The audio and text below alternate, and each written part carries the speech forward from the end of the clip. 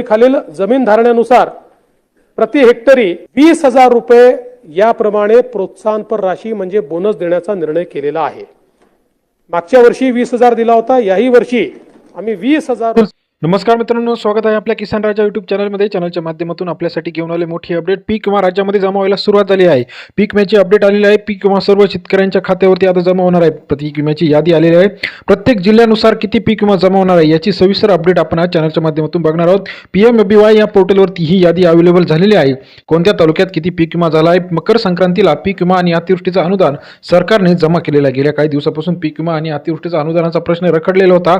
आता पीक विम्याचा प्रश्न मार्गी लागलेला आहे आणि पीक विमा आणि अतिवृष्टी अनुदान सर्व शेतकऱ्यांच्या खात्यावरती हेक्टरीनुसार प्रत्येक जिल्ह्यामध्ये वेगवेगळं अनुदान जमा झालेलं आहे। आता कोणत्या तालुक्यात किती पीक विम्याचं अनुदान आलं हे कसं चेक करायचं, तर प्रधानमंत्री फसल विमा योजना साधारणपणे हेक्टरी 17,000 ते 30,000 पर्यंत पीक विम्याचं अनुदान आपल्या ठिकाणी आपल्याला यायलाच पाहायला मिळतं। गेल्या काही दिवसापासून शेतकरी प्रतीक्षेत होता, पीक विम्याचं अनुदान येत नव्हतं, परंतु आता पीक विम्याचं अनुदान येण्याचा मार्ग मोकळा झालेला आहे। DBT पोर्टल अंतर्गत पीक विम्याचे पैसे आता जमा होणार आहे। यामध्ये आपण जर बघितलं तर प्रधानमंत्री फसल विमा योजना ही सरकारची एक अतिशय महत्त्वाची योजना होती। या योजनेअंतर्गत राज्यामध्ये जे काही खरीपाचं नुकसान झाले आहे, जून, जुलै, ऑगस्ट, सप्टेंबर या ठिकाणी मोठ्या प्रमाणात नुकसान झालेलं होतं। आता हे पैसे जमा होण्याचा मार्ग मोकळा झालेला आहे। 14 जानेवारी, 15 जानेवारी, 16 जानेवारी पहिला टप्पा वितरित होणार आहे। पीक विम्याचे पैसे सर्व शेतकऱ्यांच्या खात्यावरती आता येणार आहे। मग आपल्याला हे पैसे सँक्शन झाले आहे की नाही, किती सँक्शन झाले आहे, कोणत्या तालुक्यात किती रक्कम आहे, याविषयीची अपडेट आपण घेऊन आलो आहे। प्रधानमंत्री फसल विमा योजना या PMFBY या संकेतस्थळावरती जाऊन आपण आधार बेस लॉगिन करायचं आहे आणि या ठिकाणी आपल्या सर्व शेतकऱ्यांच्या खात्यावरचे पैसे त्या ठिकाणी दिसणार आहे। कोणाला किती पैसे सँक्शन झालेले आहे, कोणाला किती पैसे आलेले, आपलं गाव निवडायचं आहे, आपला तालुका निवडायचा आहे आणि आपल्याला सर्व लिस्ट त्या ठिकाणी डाउनलोड करता येईल। काही ठिकाणी पेंडिंग पैसे आहे, ते पेंडिंग जे आहे जवळजवळ राज्यामध्ये 10 लाख शेतकऱ्यांचा डेटा हा EKYC नसल्यामुळे पैसे पेंडिंग दाखवत आहे। परंतु जर आपण EKYC लवकरात लवकर पूर्ण केलं तर ते सुद्धा पैसे आपल्या खात्यावरती लवकरात लवकर येणार आहे। काही शेतकऱ्यांचा पीक पाणीचा इश्यू आहे, काही शेतकऱ्यांनी अकाउंट नंबर व्यवस्थित टाकलेला नाही, या सर्व छोट्या छोट्या किरकोळ गोष्टींमुळे बऱ्याच शेतकऱ्यांचे पैसे रखडलेले आहे।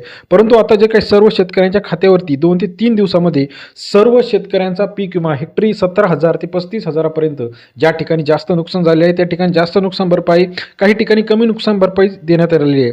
जसं पावसाचं धोरण आहे त्यानुसार आणि पिकांनुसार हे पैसे वितरित झाले आहे।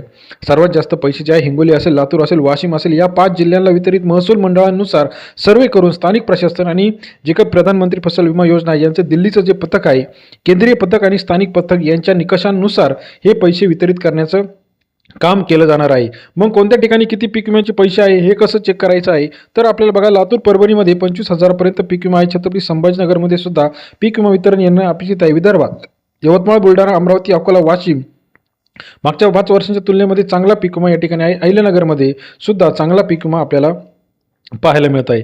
गेल्या काही दिवसापासून बघितलं तर बरेच शेतकरी प्रतीक्षित होते आता पीक विमा कधी मिळणार, कारण का नुकसानीनंतर नवीन पीक उभा करणे, नवीन जे काही पिकाचे औषध आहे, बियाणं आहे, रोपे आहे, या सर्वांसाठी मोठ्या प्रमाणात निधी उपलब्ध करून देणं सरकारचं कर्तव्य आहे। जर तो निधी लवकरात उपलब्ध करून दिला तर रब्बीचं सुद्धा नियोजन शेतकऱ्यांना चांगल्या प्रमाणात करता येणार आहे।